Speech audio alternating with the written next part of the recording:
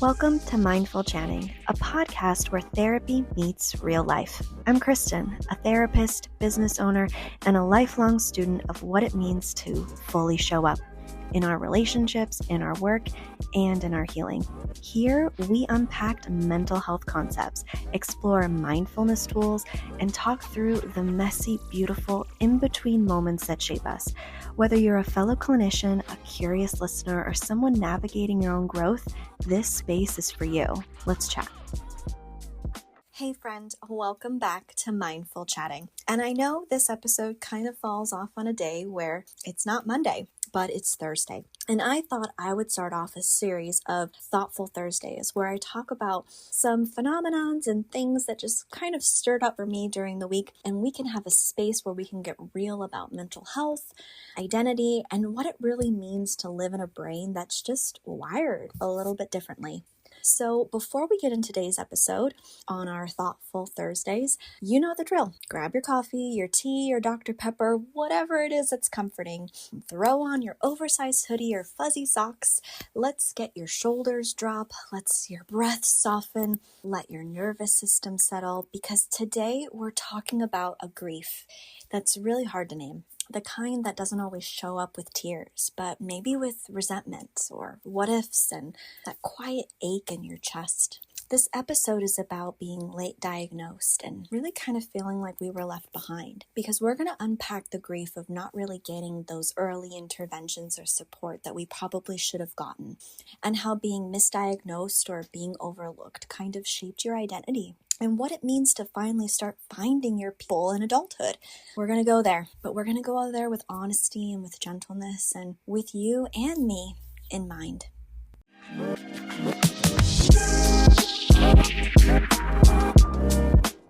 So I'm just going to start off with saying that when you're getting diagnosed with ADHD or really any neurodivergent condition later in adulthood, it's kind of like this double-edged sword. On one hand, it's a relief, right? You feel like you have this language or this, articulated way for all the chaos that you've been experiencing. Sometimes it's validation, validation for the pain that you've been going through. That makes sense, right? Or maybe you now have some answers for why you do the things that you do. But on the other hand, and I don't know if you've ever felt this, but I certainly did when I got diagnosed, is there was a lot of grief, because now I can see clearly everything that I should have gotten but didn't get. Now with all the kids getting diagnosed with ADHD, you get to see accommodations that just weren't really offered when you were younger. Or a lot of the shame that you internalized because you were different. Or the teachers who kind of labeled you as maybe lazy or disruptive or talkative or low impulse control, right? Or maybe even the friends who kind of drifted away because you never texted back, or you just were a little quirky or weird. And those systems that kind of demanded perfection from you and from your brain that were designed for curiosity, not compliance. And the hardest part is no one saw it. No one noticed because you were smart, right? Or high achieving or just emotional. So you blamed yourself for years, maybe even decades. And now you finally know the truth. But it doesn't erase the damage done by not knowing. That grief is real, and really you're allowed to feel it. And I just want to let you know that you're not the only one if you feel that. So let's talk about how being misunderstood became that part of your personality.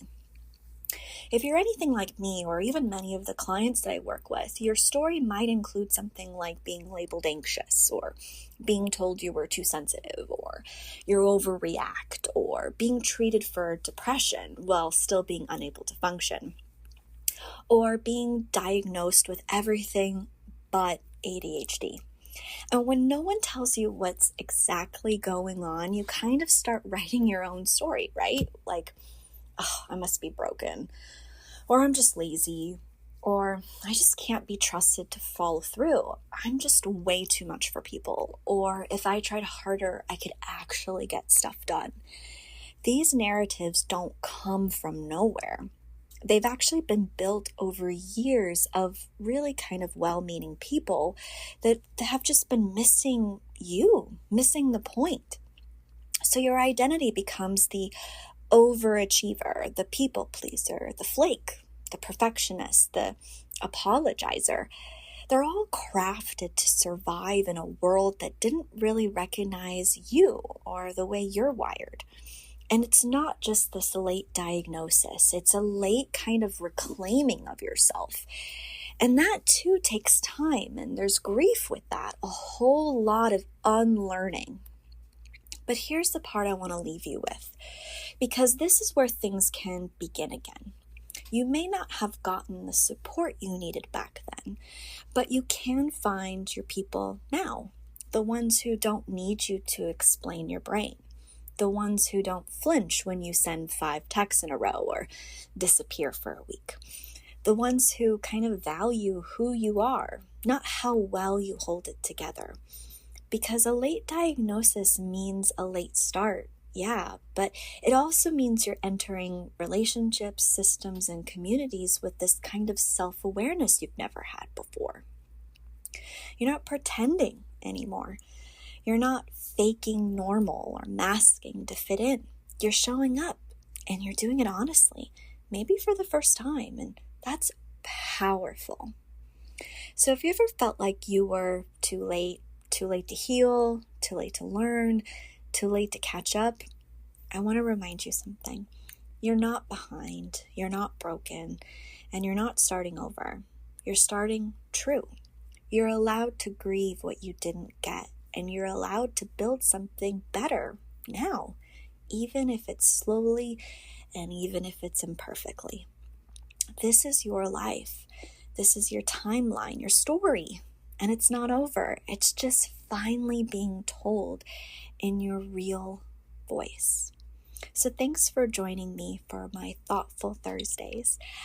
As episodes slowly show up, you're going to find more insights from my dissertation study on ADHD and emotional and social disconnection. They're coming, especially for women who've been masking for years and wondering why they still feel so alone. So make sure you're subscribed, because we're doing it all differently.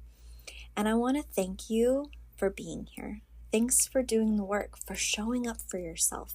And thanks for letting yourself feel what's real, even in the hard parts. You're not alone, not anymore. Until next time, be kind to yourself. And as always, be gentle with your mind.